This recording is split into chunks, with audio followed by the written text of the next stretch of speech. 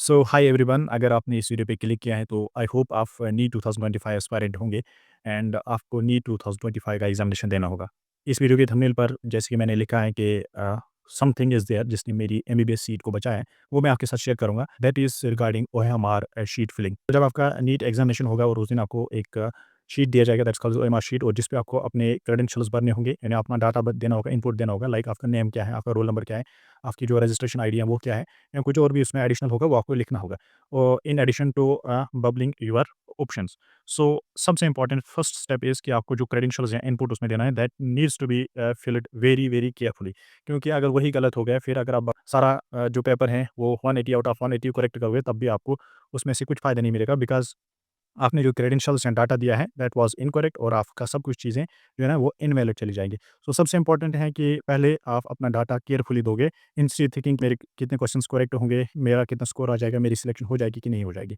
And रही बात अब बबलिंग की कि बबलिंग के रिलेटेड क्या रूल्स हैं, उसके लिए मैंने एक शॉर्ट्स वीडियो इस चैनल पे डाला है, वो आप देख लेना।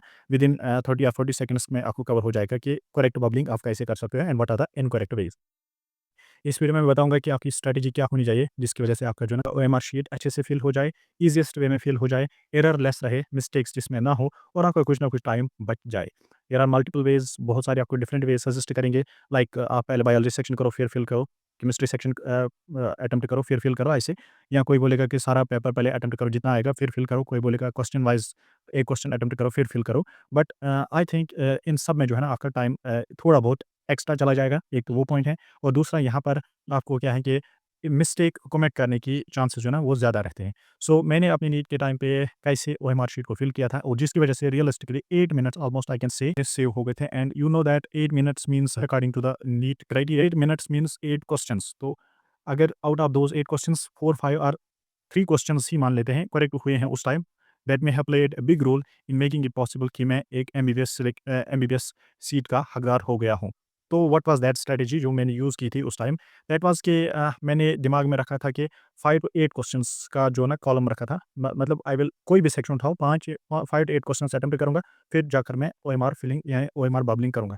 उससे क्या फ़ायदा है कि अगर उन 8 क्वेश्चंस में कोई मेरा क्वेश्चन स्किप हो जाए, वो मेरा याद रहता है, और there is a very least chance कि मेरी बबलिंग मतलब जो है ना रेसिप्रोकल हो जाए। फॉर एग्ज़ाम्पल मुझे अगर बबलिंग 16th क्वेश्चन में करनी थी, मैंने 17 में कर दी, और 17 में करनी थी और मैंने 16 में कर दी। तो ये चांस जो है ना, ये बहुत ही कम रहता है। तो उसकी वजह से जो एक तो मिस्टेक यानी एरर होने का चांस बहुत रिड्यूस हो गया, और दूसरा एक इंटरवल मैंने रखा 5 टू 8 क्वेश्चंस के बाद मैं बबलिंग करूँगा।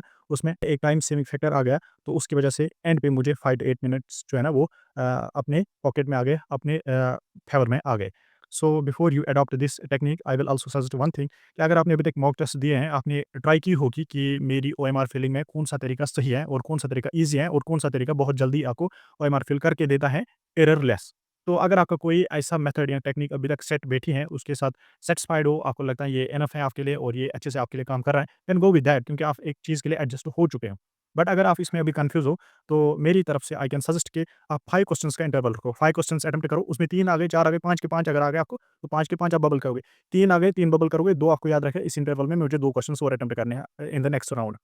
तो उस तरीके से जो है ना आपके जो मिस्टेक्स होने का चांस है, एरर होने का चांस वो कम रहेगा, और थोड़ा बहुत मेरे अंदाज़ से आपको जो है ना कुछ टाइम एंड पे बच जाएगा, so that you can invest on unattempted questions. So I hope this may work for you all.